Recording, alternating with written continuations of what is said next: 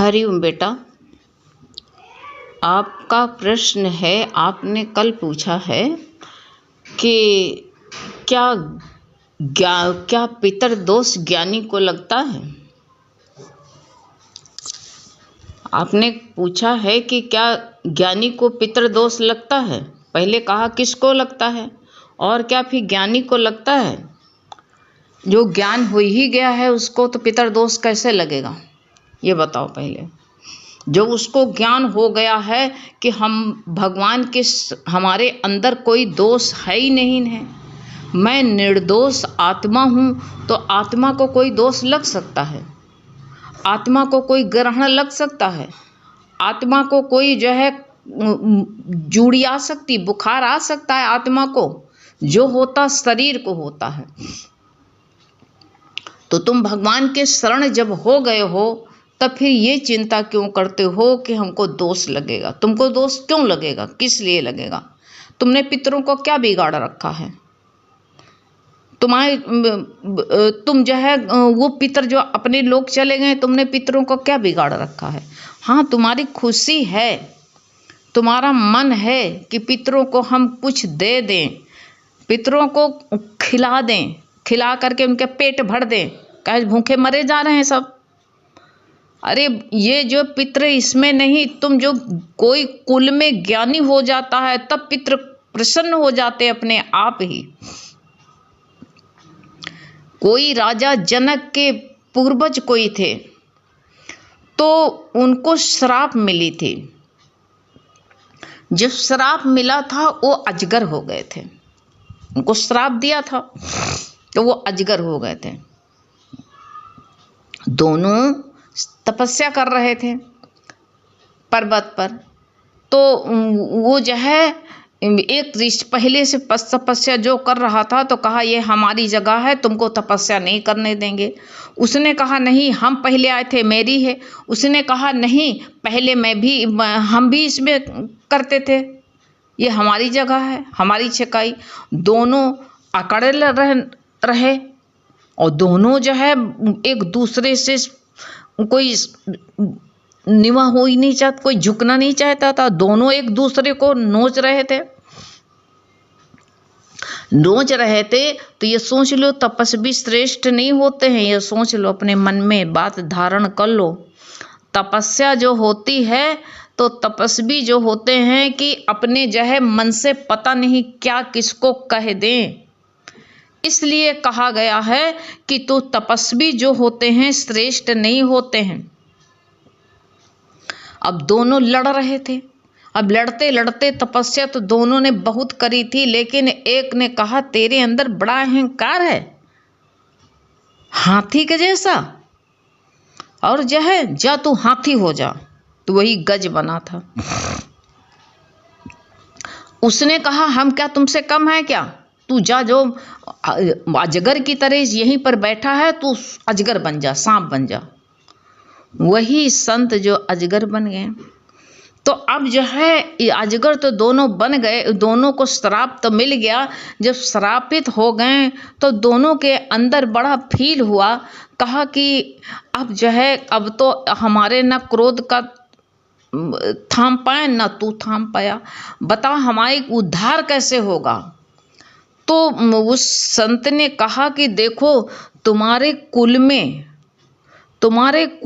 कोई जो है ज्ञानी होगा और जो है वो जो है गुरु को सत्संग करवाएगा, गुरु के शरण पड़ेंगे, और या शरण जब घर कथा होगी, सत्संग होगा, संतों के चरण पड़ेंगे, तब उस दिन तेरा उद्धार होगा।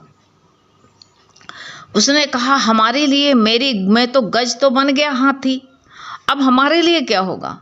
तो उसने कहा जाओ तुम्हारा भी उद्धार होगा जब तुमको जो है ग्रह पकड़ेगा और भगवान श्री हरि ही तुमको उबारेंगे, तुम भी उसी से मुक्त हो गए। अब ये जो है कई पीढ़ियां बीत गईं, कई पीढ़ियां पर बीतते गईं, लेकिन कोई ऐसा नहीं हुआ कुल में कि जो है हरि भक्त निकलता। यह साध संगत के सत्संग करता अपने घर में, संतों की चरण धूली पड़ती, गुरु का चरण पड़ता घर में, कोई नहीं। कई पीढ़ियां बीत गईं। कई पीढ़ियां बीतने के बाद में जब राजा जनक इस कुल में आए, उस कुल में, तो राजा जनक गुरु भक्त हुए। गुरु भक्त राजा जनक हुए, उनको ज्ञान प्राप्त हुआ। उनको ज्ञान प्राप्त हुआ, वो गुरु को अष्टावक्र गुरु जैसे अपने जो है घर में गृह में पड़ा उनका। यह संत समागम करते थे। अब ये संशय ना पा लेना को गुरु को हम कहाँ से ढूंढ के लाए अपने घर में। गुरु का वचन ही गुरु है, जो वही यहाँ पर वचन चलता है, समझो गुरु विराजमान होते हैं। गुरु विराजमान जहाँ पर हरि कथा ज्ञान चलता है, वहाँ पर देवी देवता और सारे जो है ऋषि मुनि, गंगा जमुना, सारे तीर्थ वहाँ पर उपस्थित रहते जहाँ हरि कथा होती है। ये सोच लो। अब जो है देखा सत्संग हो रहा था, गुरु का वचन चल रहा था, तो देखा इसके होश वो अजगर को लगा कि हरि कथा हो रही है। वो बाहर निकल करके आया और संतों के बीच में बैठ गया। जब आया तो संत घबराए, उठ के भागने लगे। तो गुरु ने कहा ठहर, रुक जाओ, ये हानि किसी को नहीं पहुंचाएगा। वो दिव्य दृष्टि से देख लिए कि ये जो है श्रापित है और इसका आज उद्धार हो जाएगा हरि कथा से इसको। तो हरि कथा जब तक सत्संग चला, चुप में बैठा रहा और जैसे साध संगत की विदाई हुई, वैसे भी उसके शरीर का जो है श्राप मुक्त हुआ, उसका भी अंत हो गया श्राप से। ऐसे तुम जो ज्ञानी हो, तो वो ज्ञानी देखिए कितने दिन का श्रापित था, कितने दिन उसको श्राप लगी हुई थी, और वो श्राप में वो जो है पड़ा हुआ था। वो किसको श्राप दिया? खुद ही श्रापित था। उसको खुद ही श्रापित था, तो किसी को श्राप कैसे देगा बताओ। इस तरह तुम्हारे पूर्वज जो पितर हैं, उन्होंने अपना उद्धार नहीं किया है। वो जो है गफलत में जो है पढ़ करके, यही कर्म कांड कर करके फिर पितर लोक में पड़े हुए हैं। तुम्हारे पितर जितने हैं, कोई ज्ञानी नहीं हुआ कि गुरु का ज्ञान सुनता तो उद्धार हो जाता। तुम ज्ञान सुन रही हो तो तुमको कैसे जो है सुनने पर तुमको कैसे दोष लगेगा? और तो पितरों को मुक्त तुम कर दोगे अपने पितरों को। ज्ञानी ही अपने पितरों को मुक्त करता है। भगीरथ जो है गंगा को लेकर के आए तो सारे पूर्वज उनके तर गए। ऐसे तुम ज्ञान गंगा अगर जो है घर में लेके आई हो, तुम एक पता नहीं कहाँ से जन्म जन्मांतर के तुम्हारे पुण्य उदय हुए हैं कि तुमने गुरु का ज्ञान पाया है। और गुरु के ज्ञान से तुम्हारे जो जिसकी पीढ़ी में कोई भगवान का भक्त हो जाता है, उसकी 7 पीढ़ी आगे की 7 पीछे के सब तर जाते हैं। ये ज्ञान की महिमा है, गुरु भक्ति की महिमा है। और जो कर्म कांड करता रहता, खीर खाओ खिलाओ, उनको पानी फेंको, पानी पियाओ, पानी पियो, इसी में जो पड़ा रहता है कर्म कांड में, तो खुद ही वो पितर लोग को खुद जाता है। वही रास्ते में जिस रास्ता का काम पकड़े हुए है जो पगडंडी, वही पगडंडी में वो भी जाएगा। क्या छुट्टी पाएगा? तो इसलिए जो तुमने मार्ग अपनाया है ज्ञान का मार्ग जो अपना लिया है, तो फिर क्यों संशय करते हो कि पितर दोष लगेगा? ज्ञानी को क्यों पितर दोष लगेगा? जो साध संगत में बैठता, जो भक्ति में बैठता, दुनिया तुमको कहेगी जो दुनिया जो कर रही है तुम भी वही करो जाएगा। कौवा का खीर खिलाओगे हैं? वही करोगे जा करके।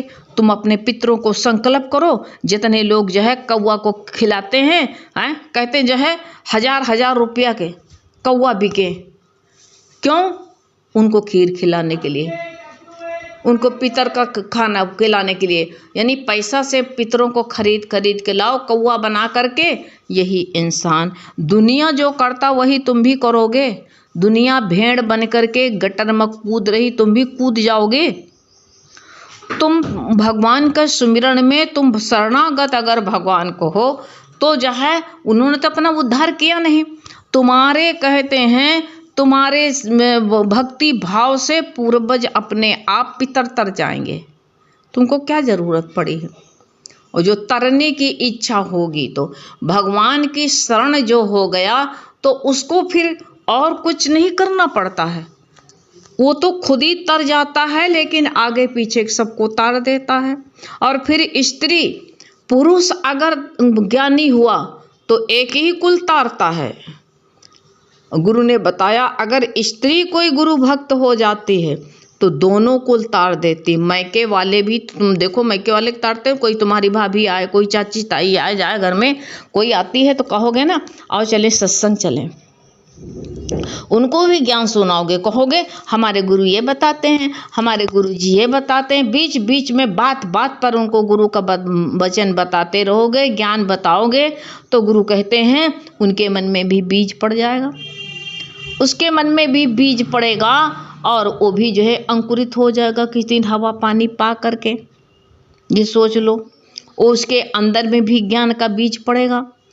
और जो है देखो, और ससुराल